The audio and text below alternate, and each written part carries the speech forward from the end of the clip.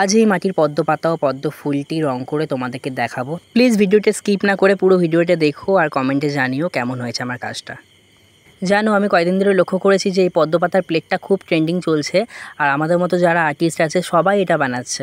তো এটা আমি সবার ফার্স্ট দেখেছিলাম ইথিলেখা জানা একটা চ্যানেল আছে, তো ওনার চ্যানেলেই আমি দেখেছিলাম। তারপরের থেকে আমি দেখছি যে সবাই বানাচ্ছে, তো সবার দেখা দেখি আমিও বানিয়ে ফেললাম। তো কতটা কেমন বানাতে পেরেছি তোমরা কমেন্ট করে বলবে, কারণ এইসব কাজ আমি ফার্স্ট টাইম করছি।